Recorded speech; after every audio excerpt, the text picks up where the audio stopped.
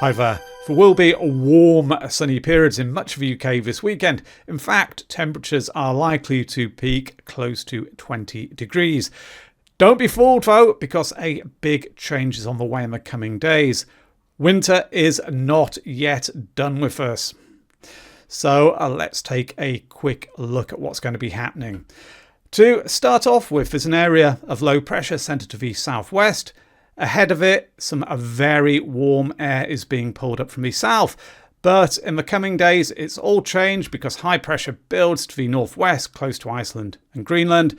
And on its eastern flank, cold Arctic air pushes southwards. That's going to be reaching all parts of the United Kingdom through the early stages of next week.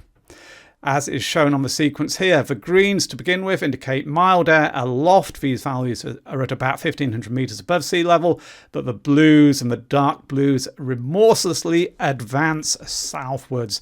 That Arctic plunge is going to be affecting all areas. The sequence here shows precipitation and pressure.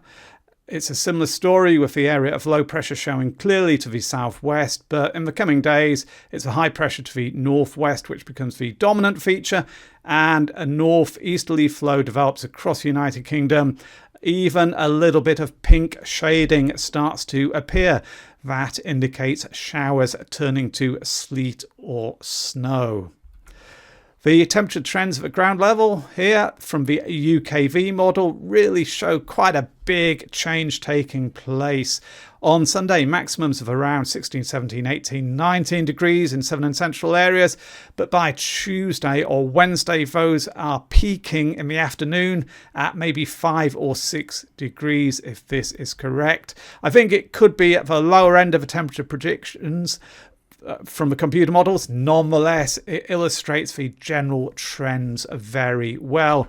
The overnight lows also dipping, perhaps not such a big change, but the key takeout here is the risk of frost will be returning even to southern parts of the UK. I've touched on precipitation already. Another sequence here generated using data from the ECM model. It shows a disturbance running southwards on Tuesday. That brings a little bit of sleet and wet snow to high ground in the north, rain as it moves southwards, and then in the days which follow, for us, showers in places. They take on a wintry flavour. You can see from the key at the bottom the precipitation types on this particular sequence. There's rain, sleet, wet snow and snow. How long is this colder incursion from the northeast going to stay with us? There is some disagreement, particularly in the south. The GEFS ensemble model is indicating a rather short-lived affair. Upper air temperatures here only staying below the average, the 30-year average between the 11th of March and the 13th. You can see the thick black line there represents that 30-year norm, and the thick purple line, the ensemble mean, is climbing back to it, as I say, from around the 13th. But the European ensemble, which is generally considered to be slightly more accurate, is going for a much lengthier cold period in the south. In fact, the ensemble mean on this chart doesn't return to the 30-year average until around the 19th of March. So significant differences, and I think those differences are very marked in the south of the United Kingdom rather than the north. I'll illustrate with some more data here why that is the case. So this shows 2 metre temperatures from the GEFS for London. So these are the temperatures which we actually experience down at the surface. The columns represent the maximums on a given day.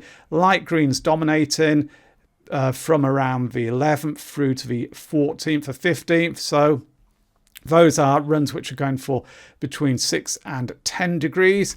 But the ECM data table shows a greater number of runs in the lower category, the dark green, which are maximums of between 1 and 5 degrees. As I've said, it's going for a lengthier cold period, at least in the south.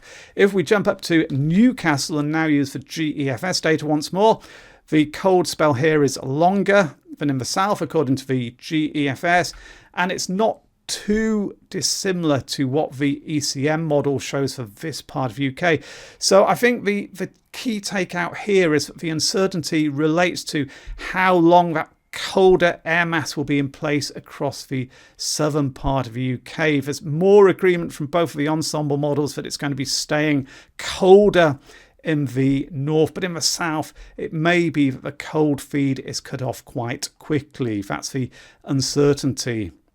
Will there be any accumulating snow? Mostly over high ground in the north, as would be expected at this time of year. The sequence is using data from the Met Office UKV model, indicating the possibility of some accumulations over the Pennines, the Scottish Hills and the Highlands, maybe also over the Welsh Mountains. But accumulations will be transient at this time of year. But it's not out of the question, despite what this shows, that even some low-lying areas could see accumulating snow. It would depend if heavy snow showers were to come along in the evenings and through the nights, then the chance of accumulations is increased substantially. But once that strong sun gets to work through the days, any snow on the ground will quickly melt. The GEFS snow depth animation, which tends to be a little bit more liberal, should I say, than some of the other models in terms of predicting how much snow is going to be accumulating, also indicates that it's really only likely over high ground in northern Britain. The 10-day energy demand forecast shows things well. You can see the red line is climbing through the coming days as the current mild or even warm conditions are replaced by much cold ones. The demand for heating likely increases, hence an increase in the amount of energy which is going to be required. So a big change is on the way. It's very mild or even quite warm to start off with, but through the early part of the next week, temperatures take a dip as that cold Arctic air sweeps southwards. The risk of frost becomes widespread and there could well be some wintry showers as well. Uncertain, though, as to how long the colder conditions will last, particularly in southern areas where the feed of Arctic air may be cut off quite quickly. Anyway, I hope you enjoyed this video and found it useful. As ever, then, if you did, please consider hitting the like button below and subscribing to the channel if you've not done so already. In that way, you'll not be missing any of my future updates. But also, do remember to stay up to date with the day-to-day weather developments by checking out the TheWeatherOutlook.com website. Thanks very much now. Bye.